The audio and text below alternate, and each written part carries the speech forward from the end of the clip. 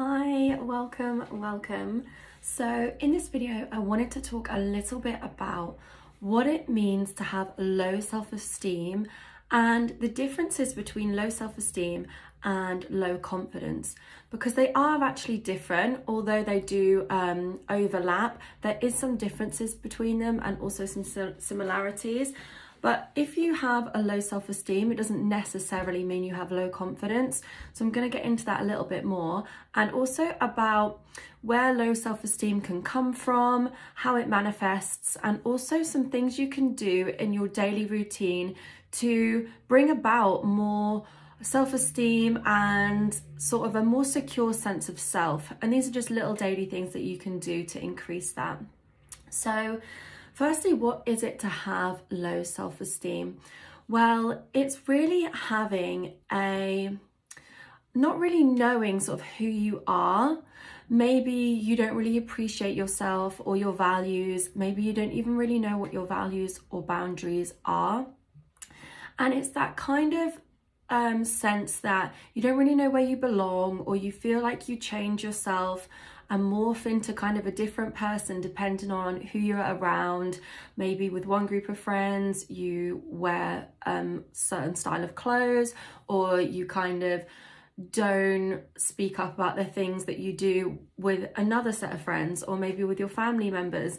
And it's about that sort of inconsistency where you're only kind of maybe being maybe that you're not really showing the vulnerability, like being vulnerable and just kind of expressing yourself fully with the fear of maybe you're going to be judged or not accepted or not liked.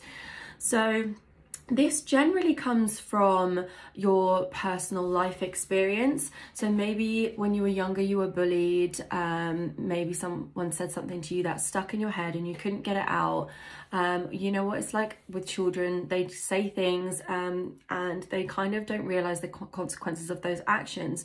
But actually in the ages of 0 to 7 are the prime years where our brains are really malleable, and anything that we hear we soak in, and these thoughts they become beliefs.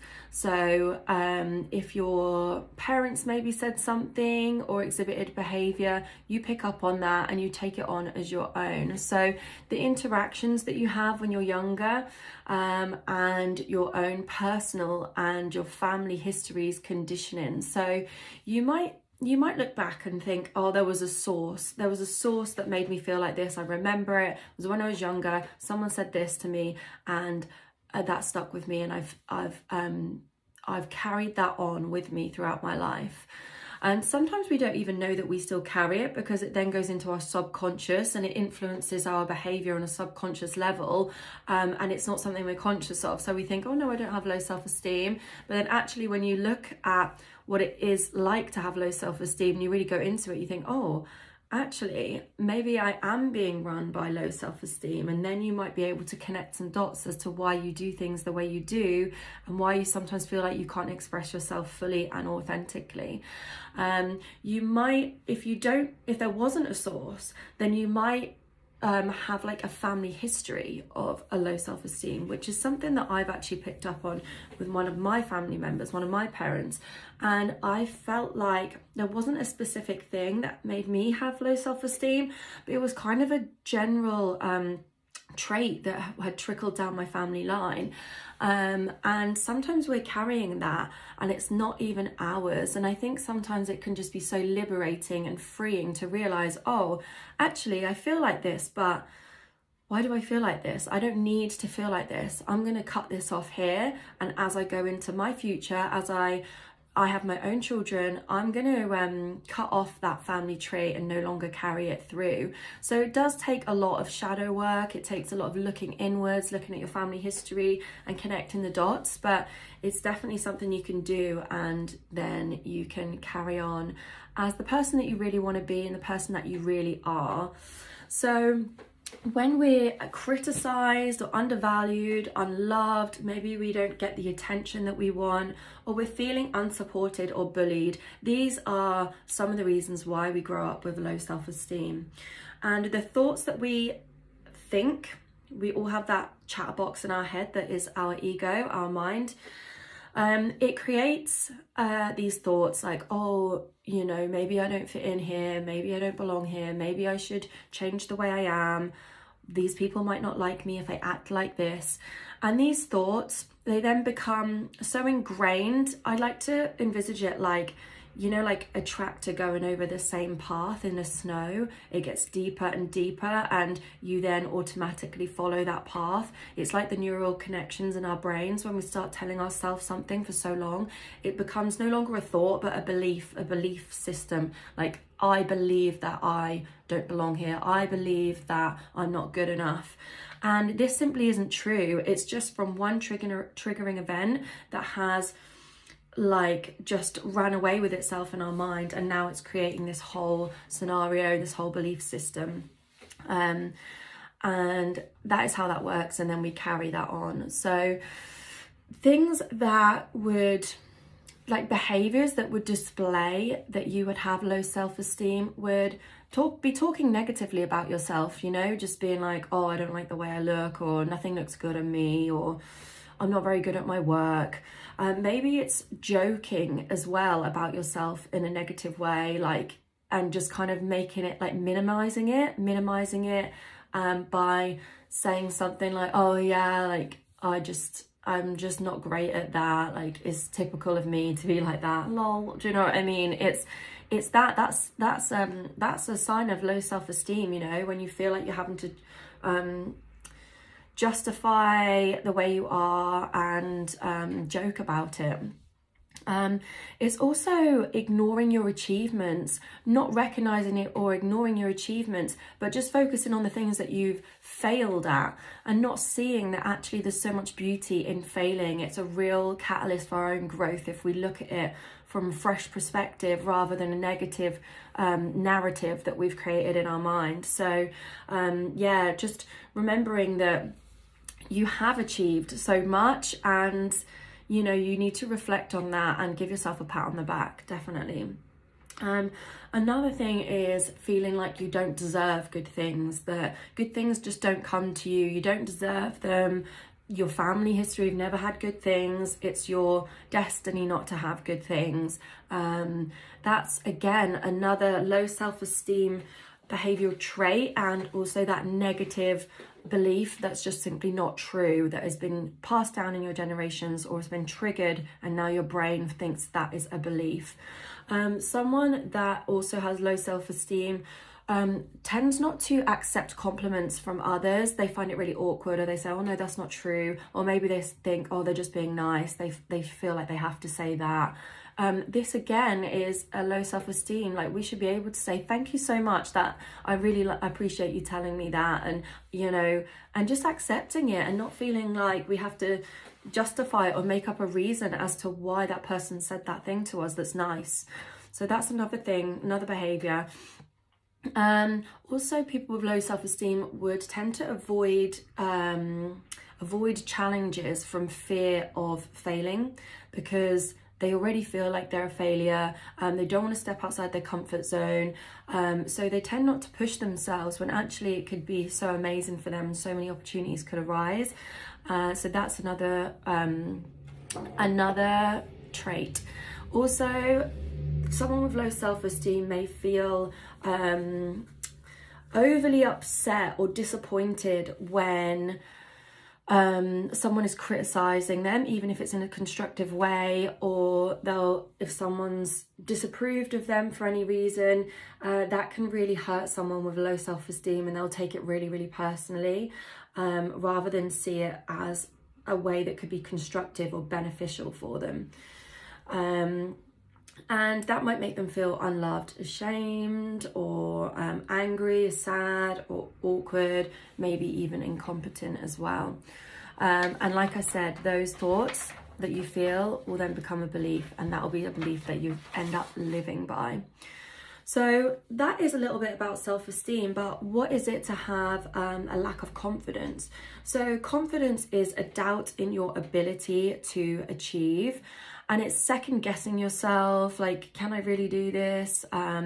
Even though you know you can, it's that fear again, and you avoid maybe challenges again in case you get criticized, and then that's not going to make you feel good about yourself, and then it's probably going to make you not move forward in other areas and challenge yourself in your life as well. Someone that's not confident may not stand up for what they believe in, or they might not have strong boundaries as well. That's another thing about having a lack of confidence. If you don't know where your boundaries are, if you don't know your values, then or you might sort of change them around different people to match theirs, you know, kind of like being that person which is a bit like yeah, I just agree with everyone, you know, and not really speaking the truth. Also, someone that lacks confidence might be because they're afraid of letting people down, and they'll take that also really personally, and it tends to come across as like a people-pleasing behavior as well. So they really do overlap. They're very similar, but there is a little bit of difference there with the confidence thing, because a lack of confidence is really just your doubt in your ability rather than low self-esteem. And as someone that has suffered with low self-esteem and body dysmorphia, I can actually say that although I did have low self-esteem, I was still actually really confident in my abilities, and I had a deep knowing that I can achieve, and I really do believe that. I believe in my skill set, but I had a low self-esteem in other areas of my life. So you can have both, like you could have low self-esteem, low confidence, or you may have one or the other, and they just have those similarities, but they do have their differences as well. So some things that you can do to increase your self-esteem is so easy, it's so simple. You can dive deep into the shadow work on your family history or inherited traumas that have happened in your life, in your family's lives, and see how that has influenced your life today, because we know now through epigenetics that this does continue through generational like families. It's not just the eye colors we get or the hair color. We know that you can skip generations when it comes to hair colors or like sets of twins and stuff like that. So of course we can skip generations with traumas and inherited belief systems.